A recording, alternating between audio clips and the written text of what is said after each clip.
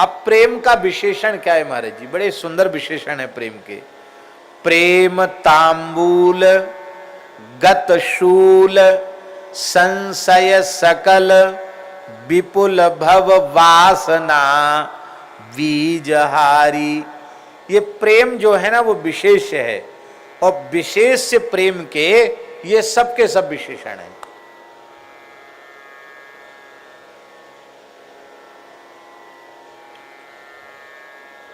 प्रेम तत्व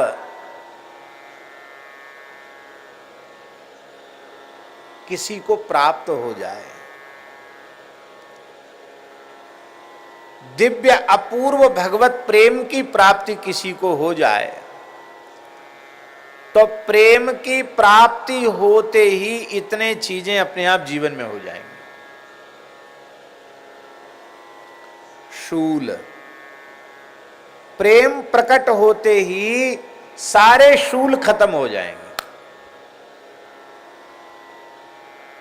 शूल शब्द का अर्थ होता है दुख, दैहिक दैविक भौतिक आदि त्रिविध ताप भी शूल ही है। त्रिविध तापों का उन्मूलन हो जाएगा। आप लोग कहेंगे कैसे? मन जहां भगवान के नाम रूप लीला में ठीक से लग गया, वहां फिर बाहरी वेदना की अनुभूति होती नहीं है। शरीर भाव में जब आएगा तब किंचित अनुभूति होगी, शरीर भाव से अलग हुआ तो उसमें अनुभूति नहीं होती। एक महापुरुष के बारे में हमने सुना है, कानपुर देहात क्षेत्र में गंगा के किनारे एक महापुरुष रहते थे। परम पूज्य श्री कवि जी महाराज की वाणी से हमने सुना उनके गुरु जी की बात। लश्करी महात्मा थे। लश्करी तिलक होता ना, बीच में भी श्वेत शुक्ल श्री धारण करते हैं। लश्करी महात्मा थे, बहुत अच्छे संत थे।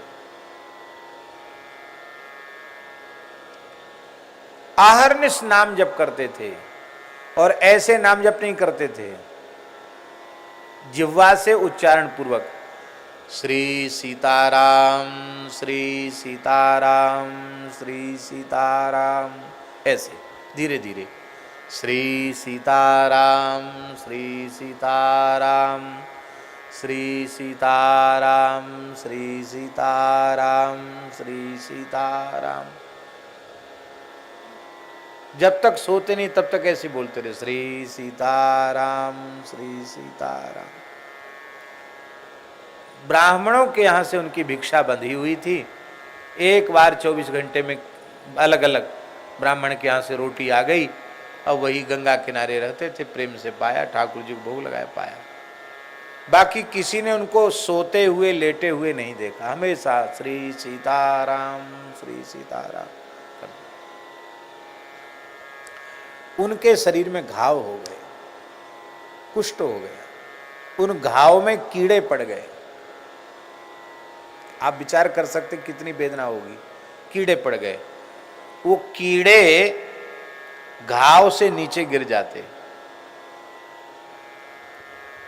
तो बाबा बड़ी करुणा भरी दृष्टि से कीड़ों की ओर देख के कहते, सीताराम सीताराम, राम जी कहाँ जाओगे, भूखे मरोगे, इसका क्या होगा, श्री सीताराम।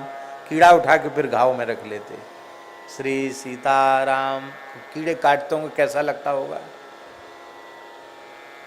हम लोगों की बुद्धि काम नहीं करेगी। गांव के लोगों ने कहा इनको तो कानपुर ले चलेंगे, इलाज कराएंगे। बैलगाड़ियों का साधन थे, बैलगाड़ी लेके आए, बाबा जी को बिठाने लगे बैलगाड़ी में। बाबा बोले, भजन में ज्यादा ही विक्षेप किया ना लोगों ने, नहीं ले चलेंगे हॉस्पिटल। बाबा बोले, देख लो, कान खोलकर सुन लो, हमारी इच्छा के विरुद्ध तुम लोग जबरदस्ती उठा के ले गए, तो जो जो हमको ले जाएगा उसका अनिष्ट हो जाएगा, बुरा हो जाएगा, उसका नुकसान हो जाएगा। अब गृहस्थियों की विचारों की श्रद्धा तो होती है, पर वो तो इसीलिए सेवा करते कि हमारा सब बढ़िया भला रहे, अच्छा रहे। इसलिए बाबा जी की सेवा कौन करेगा कि हम तो सेवा करें, हमारा बुरा हो जाए। सो ये सब बोले, बाबा जी फिर काहे को हम आपके पीछे पड़े, जैसी आपकी इच्छा। चले गए सब निराश होकर, बैलगाड़ी वापस चली गई, और बाबा गंगा जी में चले गए। खिसक के गंगा जी में चले गए। गंगा जी में बैठ गए, इतने जल में बैठ गए। श्री सीताराम श्री सीताराम श्री सीताराम। 7 दिन तक गंगा जी में ही बैठे रह गए, बाहर निकले ही नहीं। कई गांव के लोग इकट्ठे होके आए, बोले बाबा जी अब गंगा जी से बाहर पधारो, अब हम आपको कभी परेशान नहीं करेंगे कि आपको डॉक्टर के पास हॉस्पिटल ले चलेंगे। अब तो आप भीतर आओ, कुछ खाओ पियो। सब कुछ खाना पीना छोड़ दिया, गंगा जी के चले गए। वो गंगा जी में क्या चले गए, गंगा जल के स्पर्श से ही सारे घाव भर गए।